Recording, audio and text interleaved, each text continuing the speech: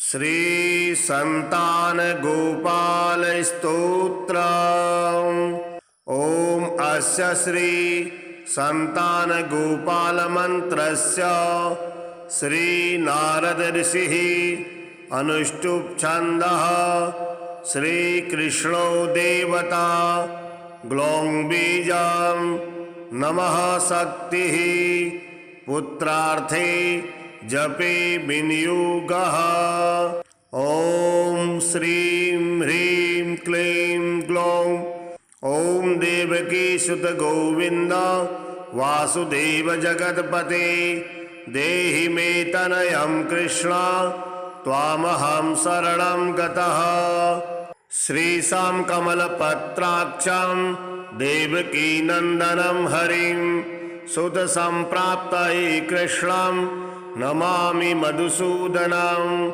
नमाम्यहं वासुदेवं सुत्संप्राप्तये हरिं यशोदाङ्गतं बालं गोपालं नन्दनन्दनम् अस्माकं पुत्रलाभाय गोविन्दं मुनिवन्दितं। नमाम्यहं वासुदेवं देवकी नन्दनं तथा गोपालं डिम्बकं वन्दे कमलापतिमच्युतं। पुत्रसंप्राप्तये कृष्णं नमामि यदुपुङ्गवं पुत्रकामेष्टिफलदं काञ्जाक्षं कमलापतिं देवकी नन्दनं वन्दे सुत्संप्राप्तये मम पद्मापते पद्मनेत्र पद्मनाभ जनार्दन देहि मे तनयं श्रीशां वासुदेव जगत्पते यशोदाङ्गदगतं बालं गोविन्दं मुनिवन्दितम्। अस्माकं पुत्रलाभाय नमामि श्रीसमुच्युतं। श्रीपते श्रीदेवेश दीनार्तिहरणाच्युता गोविन्द मे सुतं देहि नमामि त्वां जनार्दन। भक्तकामद गोविन्द भक्तं रक्ष शुभप्रदं देहि मे तनयं कृष्ण रुक्मणी वल्लभ प्रभु रुक्मणीनाथ सर्वेश देहि मे तनयं सदा। भक्तमन्दार पद्माक्ष त्वामहं शरणं गतः। देवकी सुत गोविन्द वासुदेव जगत्पते देहि मे तनयं कृष्ण त्वामहं शरणं गतः। वासुदेव जगद्वन्द्य श्रीपते पुरुषोत्तम देहि मे तनयं कृष्ण त्वामहं शरणं गतः। कंजाक्षकमलानाथ परकारुणिकोत्तम देहि मे तनयं कृष्ण त्वामहं शरणं गतः। लक्ष्मीपते पद्मनाभ मुकुन्द मुनिवन्दिता देहि मे तनयं कृष्ण त्वामहं शरणं गतः। कार्यकारणरूपाय वासुदेवाय ते सदा नमामि पुत्रलाभार्थं सुखदाय बुधाय ते। राजीवनेत्र श्रीराम रावणारे हरे कवि तुभ्यं नमामि देवेश तनयं देहि मे हरे। अस्माकं पुत्रलाभाय भजामि त्वां जगत्पते देहि मे तनयं कृष्ण वासुदेव रमापते। श्रीमाननीमानच्चूर गोपी वस्त्रापहारक देहि मे तनयं कृष्ण वासुदेव जगत्पते। अस्माकं पुत्र संप्राप्ति कुरुस्व यदुनन्दन। रमापते वासुदेव मुकुन्द मुनिवन्दिता वासुदेव सुतं देहि तनयं देहि माधव। पुत्रं देहि श्रीकृष्ण वत्सं देहि महाप्रभु। डिम्भकं देहि श्रीकृष्ण आत्मजं देहि राघव। भक्तमन्दार मे देहि तनयं नन्दनन्दन।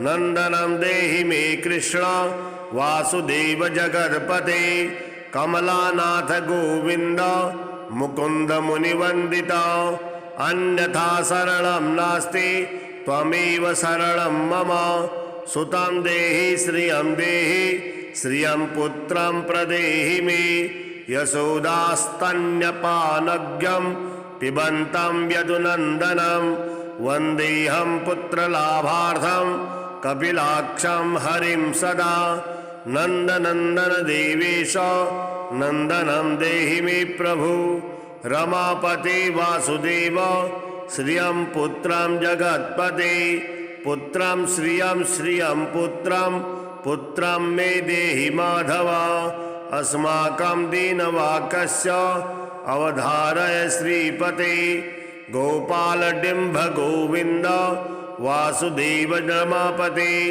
अस्माकं डिम्भकं देहि श्रियं देहि जगत्पते मदवाञ्छितफलं देहि देवकी नन्दनाच्युत मम पुत्रार्थितं धन्यं कुरुष्व यदुनन्दन याचेऽहं त्वां श्रियं पुत्रं देहि मे पुत्रसम्पदां भक्तचिन्तामणि राम कल्पवृक्षमहाप्रभु आत्मजं नन्दनं पुत्रं कुमारं डिम्भकं सुतं अर्भकं तनयं देहि सदा मे रघुनन्दन वन्दे सन्तानगोपालं माधवं भक्तकामदम् अस्माकं पुत्रसम्प्राप्ते सदा गोविन्दमच्युतम् ओंकारयुक्तं गोपालं श्रीयुक्तं यदुनन्दनं स्क्रींयुक्तं देवकी पुत्रं नमामि यदुनायकं वासुदेव मुकुन्देश गोविन्द माधवाच्युत देहि मे तनयं कृष्ण रमानाथ महाप्रभु राजीवनेत्र गोविंद कपिलाक्ष हरे प्रभु समस्त काम्य वरद देहि मे तनयं सदा अब्ज पद्म निभं पद्म वृंदरूप जगत्पते देहि मे वर सत्पुत्रं रमानायक माधव नंदपाल धरापाल गोविंद यदुनंदन देहि मे तनयं कृष्ण रुक्मणी वल्लभ प्रभु दास मंदार गोविंद मुकुंद माधवाच्युत गोपाल पुंडरीकाक्ष देहि मे तनयं श्रियं यदुनायक पद्मेश नंद गोपवधूसुतः देहि मे तनयं कृष्ण श्रीधर प्राणनायक अस्माकं वांछितं देहि पुत्रं रमापते भगवान् कृष्ण सर्वेश वासुदेव जगत्पते रमा हृदय संभार सत्यभामा मनः प्रियः देहि मे तनयं कृष्ण रुक्मणी वल्लभ प्रभु चंद्र सूर्याक्ष गोविंद पुंडरीकाक्ष माधव अस्माकं भाग्य सत्पुत्रं देहि देव जगत्पते कारुण्य रूप पद्माक्ष पद्मनाभ समर्चित देहि मे तनयं कृष्ण देवकी नंदनंदन देवकी सुत श्रीनाथ वासुदेव जगत्पते समस्त काम फलद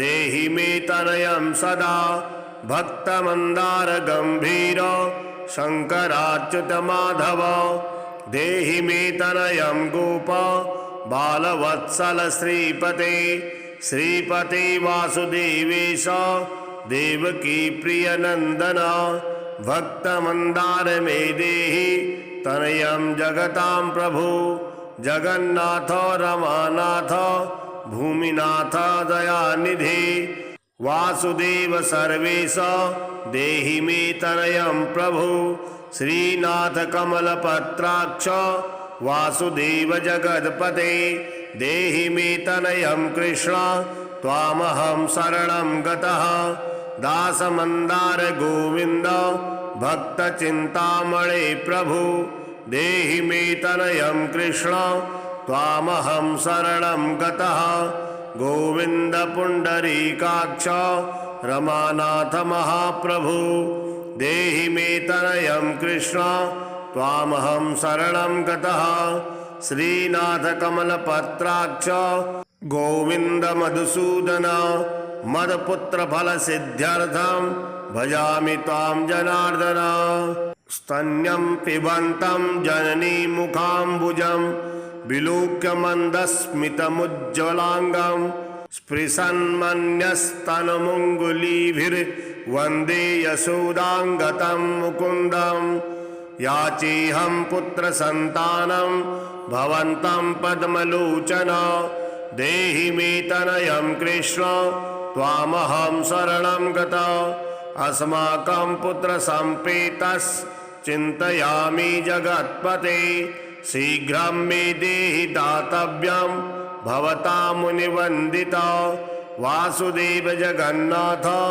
श्रीपते पुरुषोत्तम कुरु मां पुत्रदत्तं च कृष्णं देवेन्द्रपूजितं कुरु मां पुत्रदत्तं च यशोदाप्रियनन्दन मह्यं च पुत्रसन्तानं दातव्यं भवता हरे वासुदेव जगन्नाथ गोविन्द देवकी सुता देहि मे तनयं राम कौसल्या प्रियनन्दन पद्मपत्राक्ष गोविन्द विष्णु वामन माधव देहि मे तनयं सीता प्राणानायक राघव कंजाक्ष कृष्ण देवेन्द्र मंडित मुनवंदिता लक्ष्मणाग्रज श्रीराम देहि मे तनयं सदा देहि मे तनयं राम दशरथ प्रियनंदनम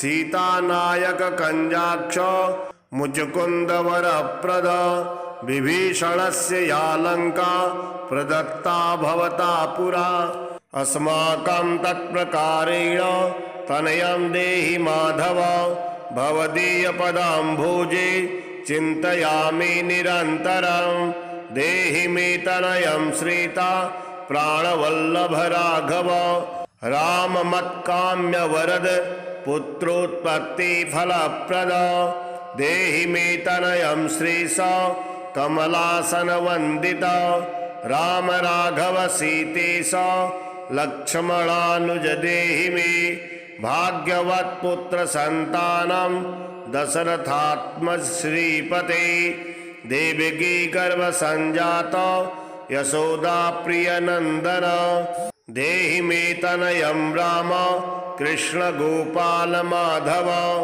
कृष्ण माधव गोविंद वामनाच्युत शंकर देहि मे तनयं श्रीशं गोप बालक नायक गोप बाल महाधन्य गोविंदाच्युत माधव देहि मे तनयं कृष्ण वासुदेव जगत्पते दिशतु दिशतु पुत्रं देवकी नंदनोऽयं दिशतु दिशतु शीघ्रं भाग्यवत् पुत्र लाभं दिशतु दिशतु श्रीषु राघवो रामचंद्रो दिशतु दिशतु पुत्रं वंश विस्तार हेतु दीयतां वासुदेवेन तनयो मत्प्रियः सुतः कुमारो नंदनः सीता नायकेन सदा मम राम राघव गोविंद देवकी सुत माधव देहि मे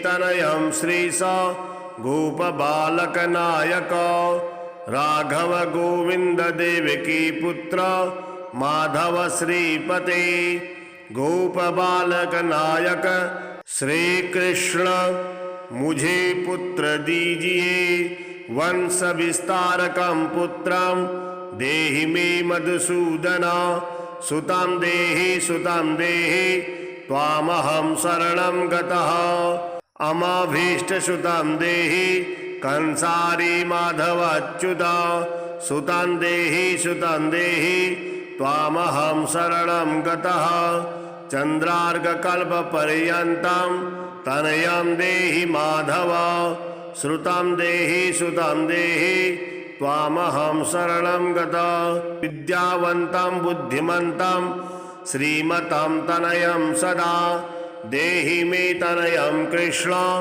देवकी नंदन प्रभु नमामि त्वां पद्मनेत्र सुतलाभाय कामदं मुकुन्दं पुण्डरीकाक्षं गोविन्दं मधुसूदनं भगवान् कृष्ण गोविन्द सर्वकामफलप्रद देहि मे तनयं स्वामिन् त्वामहं शरणं गता स्वामिस्त्वं भगवन् राम कृष्णमाधव कामद देहि मे तनयं नित्यं देहि मे तनयं नित्यं त्वामहं शरणं गतः तनयं देहि गोविन्द कञ्जाक्षकमलापते सुतं देहि त्वामहं शरणं गतः पद्मापते पद्मनेत्र पद्युम्न जनक प्रभु श्रुतं देहि त्वामहं शरणं गतः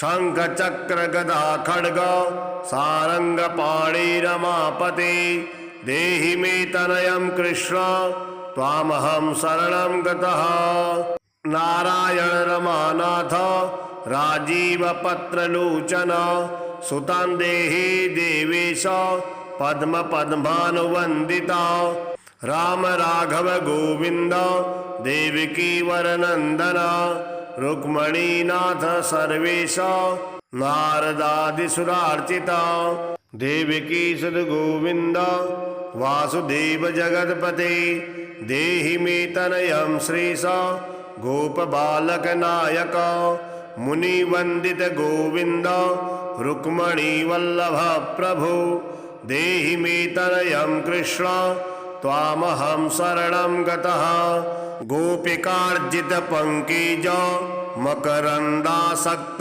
मानस देहि मे तनयं कृष्ण त्वामहं शरणं गतः रमा हृदय पंकज लोकमाधव कामद ममाभीष्टसुतं देहि त्वामहं शरणं गतः वासुदेव रमानाथ दासानां मंगलप्रद देहि मे तनयं कृष्ण त्वामहं शरणं गतः कल्याणप्रद गोविंद मुरारी मुनिवंदित देहि मे तनयं कृष्ण त्वामहं शरणं गतः पुत्रप्रद मुकुन्देश रुक्मणी वल्लभ प्रभु देहि मे तनयं कृष्ण त्वामहं शरणं गतः पुण्डरीकाक्ष गोविंद वासुदेव जगतपते देहि मे तनयं कृष्ण त्वामहं शरणं गतः दयानिधि वासुदेव मुकुंद मुनिवंदित देहि मे तनयं कृष्ण त्वामहं शरणं गतः पुत्र संपत्प्रदातारं गोविन्दं देवपूजितं वन्दामहे सदा कृष्णं पुत्रलाभप्रदायिनीं करुणानिधये गोपी वल्लभ मुरारे नमस्ते पुत्रलाभार्थं देहि मे तनय प्रभु नमस्तस्मै रमेशाय रुक्मणी वल्लभाय ते देहि मे तनयं श्रीश गोपबालकनायक नमस्ते वासुदेवाय नित्यश्रीकामुकाय च पुत्राय च सर्पेन्द्र सायिने रंगसायिन रमानाथ मंगलप्रद माधव देहि मे तनयं श्रीश गोपबालकनायक दासस्य मे सुतं देहि दीनमन्दार राघव सुतं देहि पुत्रं देहि रमापते यशोदातनयाभीष्ट पुत्रदानरतः सदा देहि मे तनयं कृष्ण त्वामहं शरणं गतः मदिष्टदेव गोविंद वासुदेव जनार्दन देहि मे तनयं कृष्ण त्वामहं शरणं गतः नीतिमान् धनवान् पुत्रो विद्यावास प्रजायते भगवस्त्वत्कृपायाश्च वासुदेवेन्द्र पूजितं यः पठेत् पुत्रशतकं सोऽपि सत्पुत्रवान् भवेत्। श्रीवासुदेवकथितं स्तोत्ररत्नं सुखाय च। जप काले पठे नित्यं पुत्रलाभं धनं श्रियम्। ऐश्वर्यं राजसम्मानं सद्यो याति न संशयः। ॐ श्रीं ह्रीं क्लीं ग्लौं ॐ देवकी सुत गोविन्द वासुदेव जगत्पते देहि मे तनयं कृष्ण त्वामहं शरणं गतः। श्रीशां कमलपत्राक्षं देवकी नन्दनं हरिं सुतसम्प्राप्तये कृष्णं नमामि मधुसूदनं। नमाम्यहं वासुदेवं सुतसम्प्राप्तये हरिं यशोदाङ्गतं बालं गोपालं नन्दनन्दनम्। अस्माकं पुत्रलाभाय गोविन्दं मुनिवन्दितं। नमाम्यहं वासुदेवं देवकी नन्दनं तथा गोपालं डिम्बकं वन्दे कमलापतिमच्युतं। पुत्रसम्प्राप्तये कृष्णं नमामि यदुपुङ्गवं। पुत्रकामेष्टिफलदं काञ्जाक्षं कमलापतिं देवकी नन्दनं वन्दे सुतसम्प्राप्तये मम। पद्मापते पद्मनेत्र पद्मनाभ जनार्दन देहि मे तनयं श्रीशां वासुदेव जगत्पते यशोदाङ्गदगतं बालं गोविन्दं मुनिवन्दितम्। अस्माकं पुत्रलाभाय नमामि श्रीसमुच्युतं। श्रीपते श्रीदेवेश दीनार्तिहरणाच्युत गोविन्द मे सुतं देहि नमामि त्वां जनार्दन। भक्तकामद गोविन्द भक्तं रक्ष शुभप्रदं देहि मे तनयं कृष्ण रुक्मणी वल्लभ प्रभु। रुक्मणीनाथ सर्वेश देहि मे तनयं सदा। भक्तमन्दार पद्माक्ष त्वामहं शरणं गतः। देवकी सुत गोविन्द वासुदेव जगत्पते देहि मे तनयं कृष्ण त्वामहं शरणं गतः। वासुदेव जगद्वन्द्य श्रीपते पुरुषोत्तम देहि मे तनयं कृष्ण त्वामहं शरणं गतः। कञ्जाक्षकमलानाथ परकारुणिकोत्तम देहि मे तनयं कृष्ण त्वामहं शरणं गतः। लक्ष्मीपते पद्मनाभ मुकुन्द मुनिवन्दिता देहि मे तनयं कृष्ण त्वामहं शरणं गतः। कार्यकारणरूपाय वासुदेवाय ते सदा नमामि पुत्रलाभार्थं सुखदाय बुधाय ते। राजीवनेत्र श्रीराम रावणारे हरे कवि तुभ्यं नमामि देवेश तनयं देहि मे हरे। अस्माकं पुत्रलाभाय भजामि त्वां जगत्पते देहि मे तनयं कृष्ण वासुदेव रमापते। श्रीमाननीमानच्चूर गोपी वस्त्रापहारक देहि मे तनयं कृष्ण वासुदेव जगत्पते। अस्माकं पुत्र संप्राप्ते कुरुस्व यदुनन्दन। रमापते वासुदेव मुकुन्द मुनिवन्दिता वासुदेव सुतं देहि तनयं देहि माधव।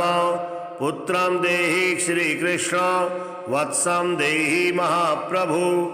डिम्भकं देहि श्रीकृष्ण आत्मजं देहि राघव। भक्तमन्दार मे देहि तनयं नन्दनन्दन। नन्दनं देहि मे कृष्ण वासुदेव जगत्पते। कमलानाथ गोविन्द मुकुन्द मुनिवन्दिता अन्यथा शरणं नास्ति त्वमेव शरणं मम। सुतं देहि श्रियं पुत्रं प्रदेहि मे। यशोदास्तन्यपानज्ञं पिबन्तं यदुनन्दनं वन्देऽहं पुत्रलाभार्थं कपिलाक्षं हरिं सदा। नन्दनन्दन देवेश नन्दनं देहि मे प्रभु। रमापते वासुदेव श्रियं पुत्रं जगत्पते। पुत्रं श्रियं पुत्रं मे देहि माधव। अस्माकं दीनवाक्यस्य अवधारय श्रीपते। गोपाल डिम्भ गोविंद वासुदेव रमापते। अस्माकं डिम्भकं देहि श्रियं देहि जगत्पते। मदवाञ्छित फलं देहि देवकी नन्दनाच्युत। मम पुत्रार्थितं धन्यं कुरुष्व यदुनन्दन। याचेऽहं त्वां श्रियं पुत्रं देहि मे पुत्र संपदं। भक्तचिन्तामणि राम कल्पवृक्ष महाप्रभु। आत्मजं नन्दनं पुत्रं कुमारं डिम्भकं सुतं। अर्भकं तनयं देहि सदा मे रघुनन्दन। वन्दे सन्तानगोपालं माधवं भक्तकामदम्। अस्माकं पुत्र संप्राप्ते सदा गोविन्दमच्युतम्। ओंकारयुक्तं गोपालं श्रीयुक्तं यदुनन्दनं। स्क्रींयुक्तं देवकी पुत्रं नमामि यदुनायकं। वासुदेव मुकुन्देश गोविन्द माधवाच्युत। देहि मे तनयं कृष्ण रमानाथ महाप्रभु। राजीवनेत्र गोविंद कपिलाक्ष हरे प्रभु। समस्त काम्य वरद देहि मे तनयं सदा। अब्ज पद्मनिभं पद्म वृंदरूप जगत्पते। देहि मे वर सत्पुत्रं रमानायक माधव। नंदपाल धरापाल गोविंद यदुनंदन। देहि मे तनयं कृष्ण रुक्मणी वल्लभ प्रभु। दास मंदार गोविंद मुकुंद माधवाच्युत। गोपाल पुंडरीकाक्ष देहि मे तनयं श्रियं। यदुनायक पद्मेश नंद गोपवधूसुतः। देहि मे तनयं कृष्ण श्रीधर प्राणनायक। अस्माकं वांछितं देहि पुत्रं रमापते। भगवान् कृष्ण सर्वेश वासुदेव जगत्पते। रमा हृदय संभार सत्यभामा मनः प्रियः। देहि मे तनयं कृष्ण रुक्मणी वल्लभ प्रभु। चंद्र सूर्याक्ष गोविंद पुंडरीकाक्ष माधव। अस्माकं भाग्य सत्पुत्रं देहि देव जगत्पते। कारुण्य रूप पद्माक्ष पद्मनाभ समर्चित। देहि मे तनयं कृष्ण देवकी नंदनंदन। देवकी सुत श्रीनाथ वासुदेव जगत्पते। समस्त काम फलद देहि मे तनयं सदा। भक्त मंदार गंभीर शंकराच्युत माधव। देहि मे तनयं गोप बालवत्सल श्रीपते। श्रीपते वासुदेवेश देवकी प्रिय नंदन।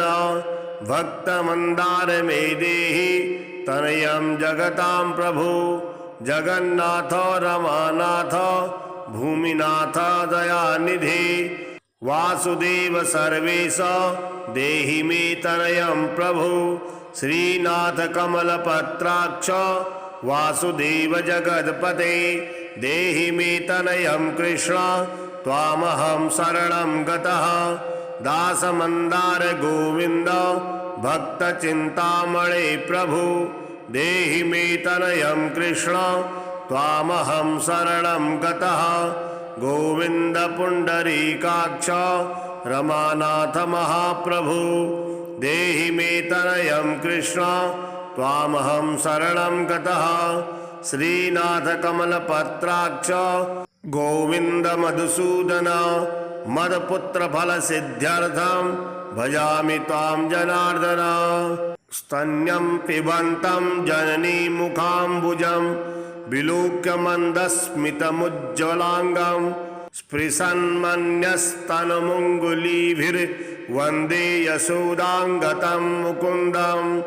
याचेऽहं पुत्रसन्तानं भवन्तं पद्मलोचन देहि मे तनयं कृष्ण त्वामहं शरणं गतः।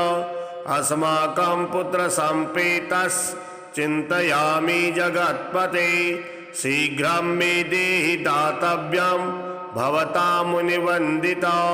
वासुदेव जगन्नाथ श्रीपते पुरुषोत्तम कुरु मां पुत्रदत्तं च कृष्णं देवेन्द्रपूजितं।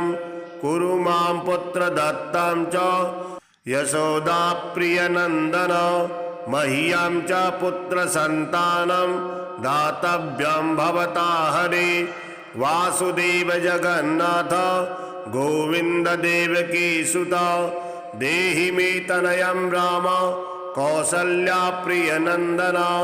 पद्मपत्राक्ष गोविन्द विष्णु वामन माधव देहि मे तनयं सीता प्राणनायक राघव।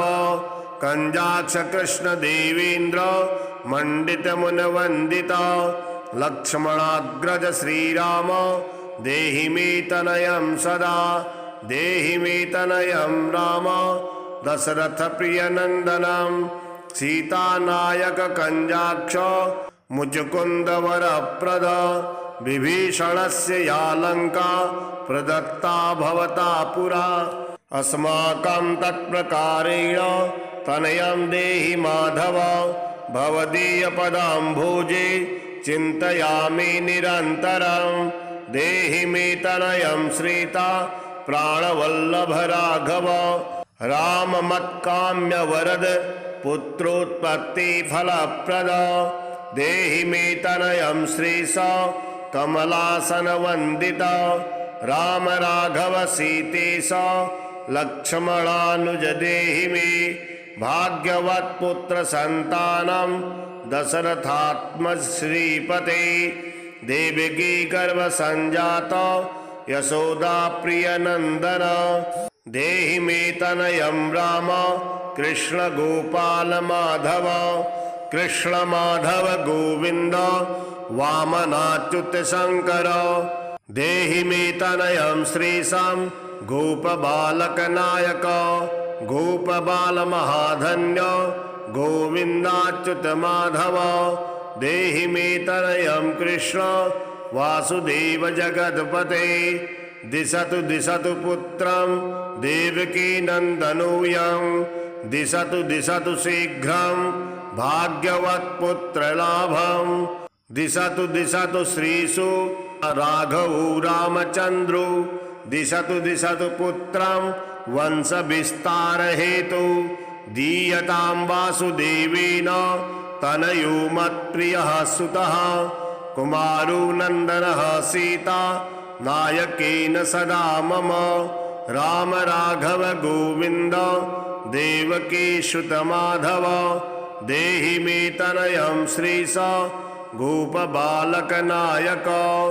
राघव गोविंद देवकी पुत्र माधव श्रीपते। गोप बालक नायक श्री कृष्ण मुझे पुत्र दीजिए।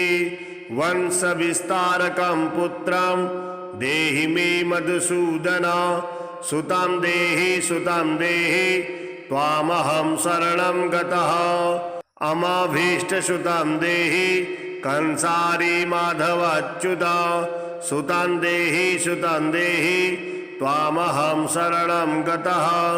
चन्द्रार्ककल्पपर्यन्तं तनयं देहि माधव। श्रुतं देहि त्वामहं शरणं गतः।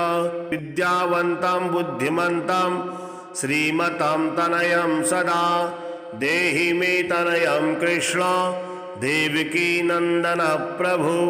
नमामि त्वां पद्मनेत्र सुतलाभाय कामदं मुकुन्दं पुण्डरीकाक्षं गोविन्दं मधुसूदनं भगवान् कृष्ण गोविन्द सर्वकामफलप्रद देहि मे तनयं स्वामिन् त्वामहं शरणं गता स्वामिस्त्वं भगवन् राम कृष्णमाधव कामद देहि मे तनयं नित्यं देहि मे तनयं नित्यं त्वामहं शरणं गतः तनयं देहि गोविन्द कञ्जाक्षकमलापते सुतं देहि त्वामहं शरणं गतः पद्मापते पद्मनेत्र पद्युम्न जनक प्रभु श्रुतं देहि त्वामहं शरणं गतः शंख चक्र गदा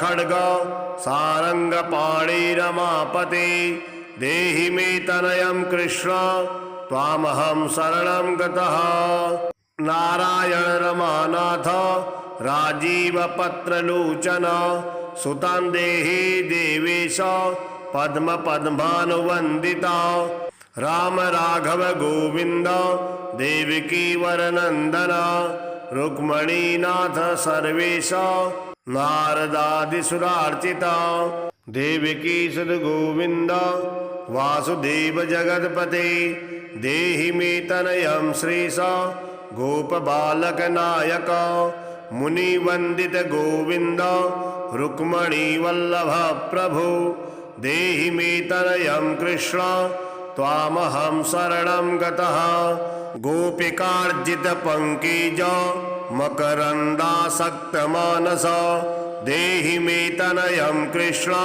त्वामहं शरणं गतः रमा हृदय पंकज लोकमाधव कामद ममाभीष्टश्रुतं देहि त्वामहं शरणं गतः वासुदेव रमानाथ दासानां मंगलप्रद देहि मे तनयं कृष्ण त्वामहं शरणं गतः कल्याणप्रद गोविंद मुरारी मुनिवंदित देहि मे तनयं कृष्ण त्वामहं शरणं गतः पुत्रप्रद मुकुन्देश रुक्मणी वल्लभ प्रभु देहि मे तनयं कृष्ण त्वामहं शरणं गतः पुण्डरीकाक्ष गोविंद वासुदेव जगत्पते देहि मे तनयं कृष्ण त्वामहं शरणं गतः दयानिधि वासुदेव मुकुन्द मुनिवन्दित देहि मे तनयं कृष्ण त्वामहं शरणं गतः पुत्र संपत्प्रदातारं गोविन्दं देवपूजितं वन्दामहे सदा कृष्णं पुत्रलाभप्रदायिनीं करुणानिधये गोपी वल्लभ मुरारे नमस्ते पुत्रलाभार्थं देहि मे तनय प्रभु नमस्तस्मै रमेशाय रुक्मणी वल्लभाय ते देहि मे तनयं श्रीश गोपबालकनायक नमस्ते वासुदेवाय नित्यश्रीकामुकाय च पुत्राय च सर्पेन्द्र सायिने रंगसायिन रमानाथ मंगलप्रद माधव देहि मे तनयं श्रीश गोपबालकनायक दासस्य मे सुतं देहि दीनमन्दार राघव सुतं देहि पुत्रं देहि रमापते यशोदातनयाभीष्ट पुत्रदानरतः सदा देहि मे तनयं कृष्ण त्वामहं शरणं गतः मदिष्टदेव गोविन्द वासुदेव जनार्दन देहि मे तनयं कृष्ण त्वामहं शरणं गतः नीतिमान् धनवान् पुत्रो विद्यावास प्रजायते भगवस्त्वत्कृपायाश्च वासुदेवेन्द्र पूजितं यः पठेत् पुत्रशतकं सोऽपि सत्पुत्रवान् भवेत् श्रीवासुदेवकथितं स्तोत्ररत्नं सुखाय च जपकाले पठे नित्यं पुत्रलाभं धनं श्रियम् ऐश्वर्यं राजसम्मानं सद्यो याति न संशयः। ॐ श्रीं ह्रीं क्लीं ग्लौं ॐ देवकीसुत गोविन्द वासुदेव जगत्पते देहि मे तनयं कृष्ण त्वामहं शरणं गतः।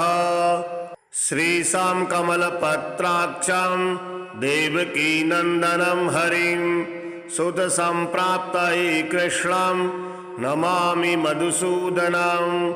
नमाम्यहं वासुदेवं सुतसम्प्राप्तये हरिं यशोदाङ्गतं बालं गोपालं नन्दनन्दनम् अस्माकं पुत्रलाभाय गोविन्दं मुनिवन्दितं।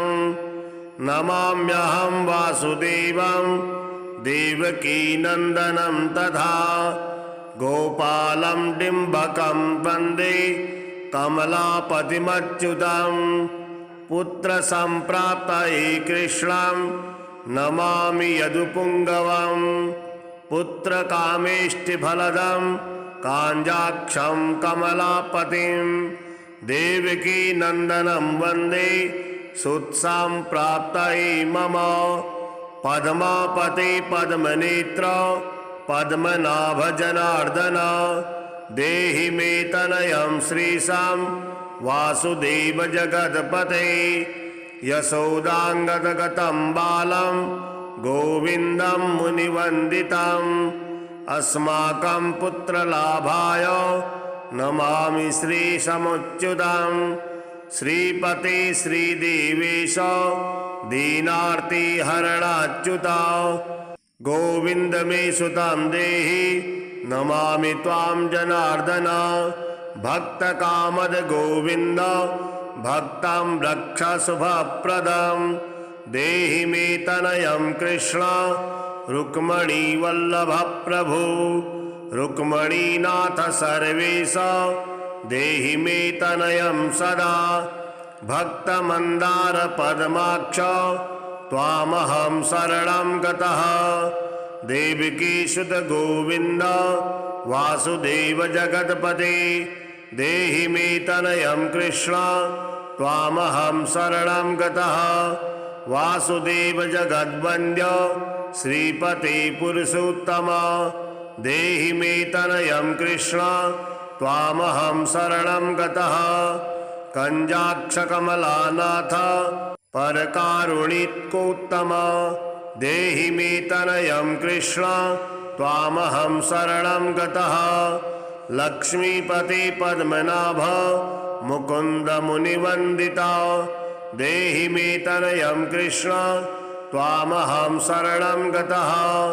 कार्यकारणरूपाय वासुदेवाय ते सदा नमामि पुत्रलाभार्थं सुखदाय बुधाय ते। राजीवनेत्र श्रीराम रावणारे हरे कवि तुभ्यं नमामि देवेश तनयं देहि मे हरे। अस्माकं पुत्रलाभाय भजामि त्वां जगत्पते देहि मे तनयं कृष्ण वासुदेव रमापते। श्रीमाननीमानच्चूर गोपी वस्त्रापहारक देहि मे तनयं कृष्ण वासुदेव जगत्पते। अस्माकं पुत्र संप्राप्ते कुरुस्व यदुनन्दन। रमापते वासुदेव मुकुन्द मुनिवन्दित वासुदेव सुतं देहि तनयं देहि माधव। पुत्रं देहि श्रीकृष्ण वत्सं देहि महाप्रभु। डिम्भकं देहि श्रीकृष्ण आत्मजं देहि राघव। भक्तमन्दार मे देहि तनयं नन्दनन्दन। नन्दनं देहि मे कृष्ण वासुदेव जगत्पते। कमलानाथ गोविन्द मुकुन्द मुनिवन्दिता अन्यथा शरणं नास्ति त्वमेव शरणं मम। सुतं देहि श्रियं पुत्रं प्रदेहि मे यशोदास्तन्यपानज्ञं पिबन्तं यदुनन्दनं वन्देऽहं पुत्रलाभार्थं कपिलाक्षं हरिं सदा नन्दनन्दन देवेश नन्दनं देहि मे प्रभु रमापते वासुदेव श्रियं पुत्रं जगत्पते पुत्रं श्रियं पुत्रं मे देहि माधव अस्माकं दीनवाक्यस्य अवधारय श्रीपते गोपाल डिम्भ गोविंद वासुदेव रमापते अस्माकं डिम्भकं देहि श्रियं देहि जगत्पते मदवांछित फलं देहि देवकी नंदनाच्युत मम पुत्रार्थितं धन्यं कुरुस्व यदुनन्दन याचेऽहं त्वां श्रियं पुत्रं देहि मे पुत्र संपदां भक्तचिंतामणि राम कल्पवृक्ष महाप्रभु आत्मजं नंदनं पुत्रं कुमारं डिम्भकं सुतं अर्भकं तनयं देहि सदा मे रघुनंदन वंदे संतानगोपालं माधवं भक्तकामदम् अस्माकं पुत्र संप्राप्ते सदा गोविन्दमच्युतम् ओंकारयुक्तं गोपालं श्रीयुक्तं यदुनन्दनं स्क्रींयुक्तं देवकी पुत्रं नमामि यदुनायकं वासुदेव मुकुन्देश गोविन्द माधवाच्युत देहि मे तनयं कृष्ण रमानाथ महाप्रभु राजीवनेत्र गोविंद कपिलाक्ष हरे प्रभु समस्त काम्य वरद देहि मे तनयं सदा अब्ज पद्म निभं पद्म वृंद रूप जगत्पते देहि मे वर सत्पुत्रं रमानायक माधव नंदपाल धरापाल गोविंद यदुनंदन देहि मे तनयं कृष्ण रुक्मणी वल्लभ प्रभु दास मंदार गोविंद मुकुंद माधवाच्युत गोपाल पुंडरीकाक्ष देहि मे तनयं श्रियं यदुनायक पद्मेश नंद गोप वधूसुतः देहि मे तनयं कृष्ण श्रीधर प्राणनायक अस्माकं वांछितं देहि पुत्रं रमापते भगवान् कृष्ण सर्वेश वासुदेव जगत्पते रमा हृदय संभार सत्यभामा मनः प्रियः देहि मे तनयं कृष्ण रुक्मणी वल्लभ प्रभु चंद्र सूर्याक्ष गोविंद पुंडरीकाक्ष माधव अस्माकं भाग्य सत्पुत्रं देहि देव जगत्पते कारुण्य रूप पद्माक्ष पद्मनाभ समर्चित देहि मे तनयं कृष्ण देवकी नंदनंदन देवकी सुत श्रीनाथ वासुदेव जगत्पते समस्त काम फलद देहि मे तनयं सदा भक्त मंदार गंभीर शंकराच्युत माधव देहि मे तनयं गोप बालवत्सल श्रीपते वासुदेवेश देवकी प्रिय नंदन भक्त मंदार मे देहि तनयं जगतां प्रभु जगन्नाथ रमानाथ भूमिनाथ दयानिधि वासुदेव सर्वेश देहि मे तनयं प्रभु श्रीनाथ कमलपत्राक्ष वासुदेव जगत्पते देहि मे तनयं कृष्ण त्वामहं शरणं गतः दास मंदार गोविंद भक्त चिंतामणे प्रभु देहि मे तनयं कृष्ण त्वामहं शरणं गतः गोविंद पुंडरीकाक्ष रमानाथ महाप्रभु देहि मे तनयं कृष्ण त्वामहं शरणं गतः श्रीनाथ कमलपत्राक्ष गोविंद मधुसूदन मदपुत्र फल सिद्ध्यर्थम भजामि त्वां जनार्दन।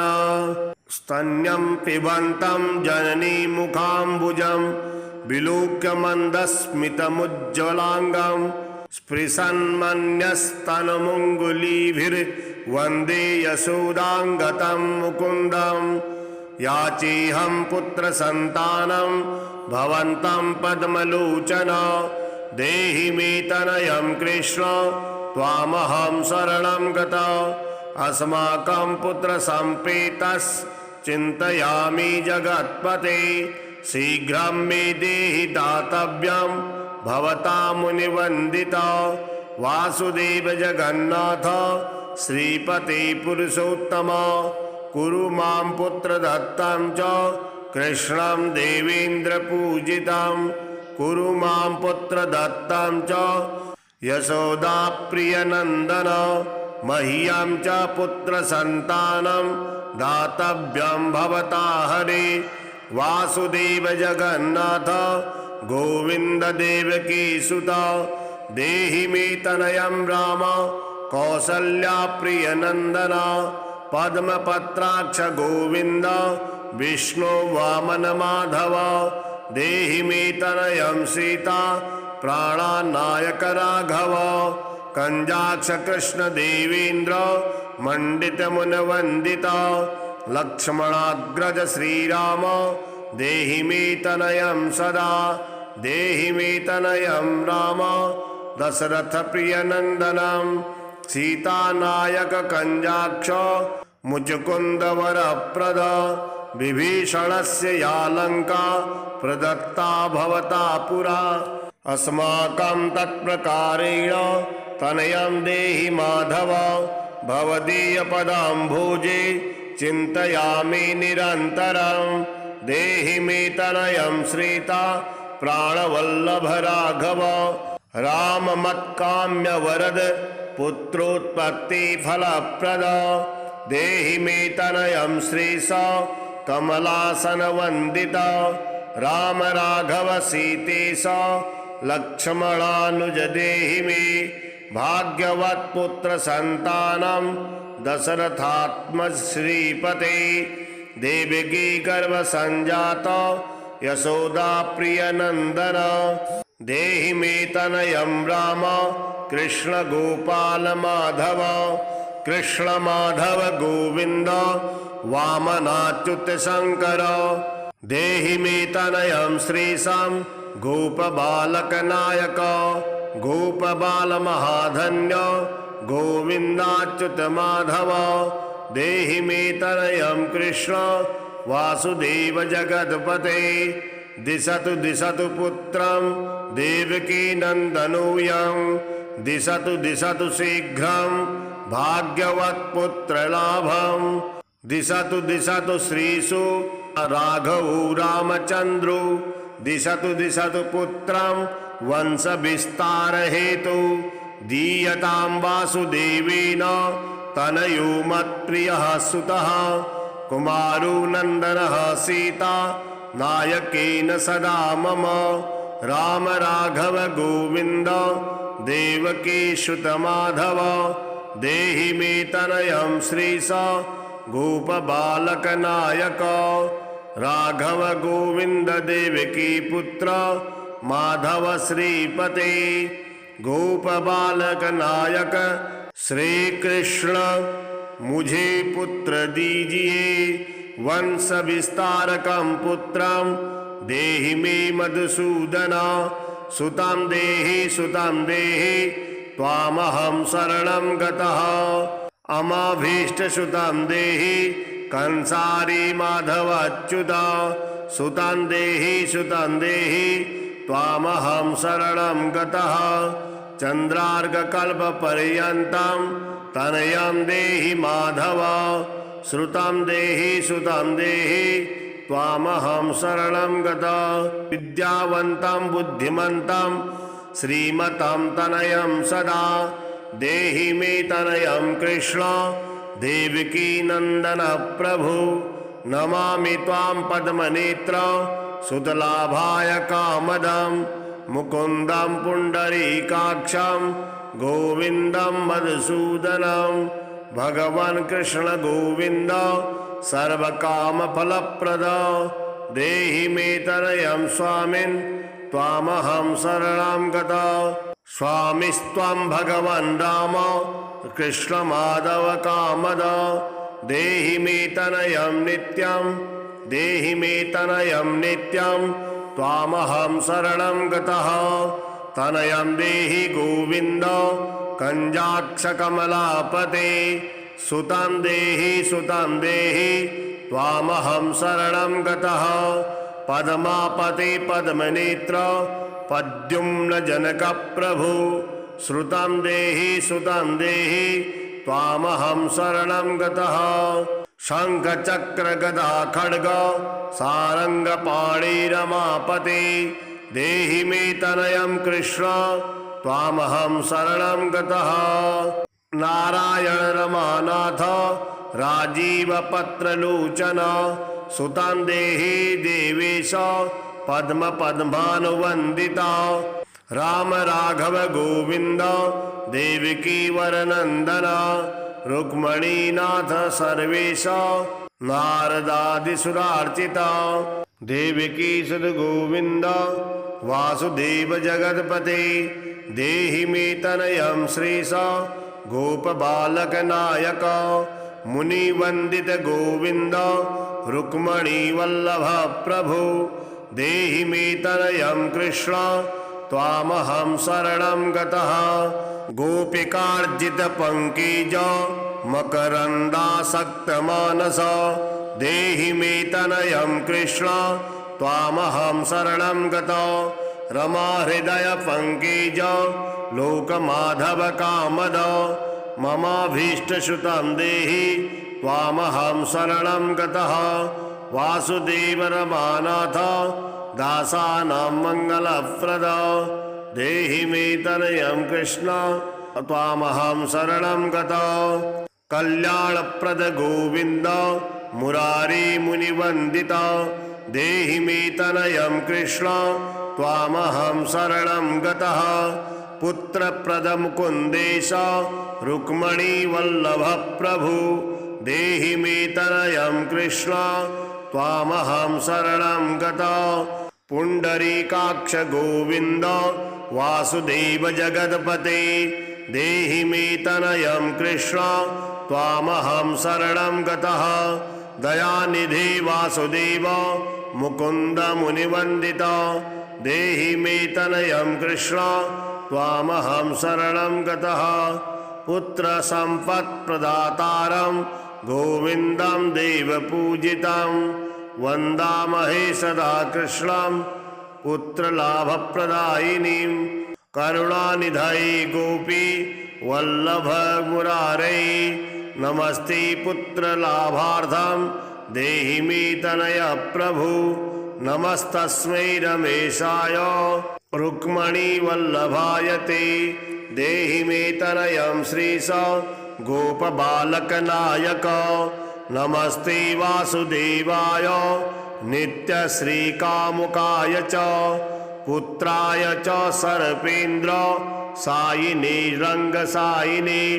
रंगसायिन रमानाथ मंगलप्रद माधव देहि मे तनयं श्रीश गोपबालकनायकः दासस्य मे सुतं देहि दीनमन्दार राघव सुतं देहि पुत्रं देहि रमापते यशोदातनयाभीष्ट पुत्रदानरतः सदा देहि मे तनयं कृष्ण त्वामहं शरणं गतः मदिष्टदेव गोविन्द वासुदेव जनार्दन देहि मे तनयं कृष्ण त्वामहं शरणं गतः नीतिमान् धनवान् पुत्रो विद्यावास प्रजायते भगवस्त्वत्कृपायाश्च वासुदेवेन्द्र पूजितं यः पठेत् पुत्रशतकं सोऽपि सत्पुत्रवान् भवेत्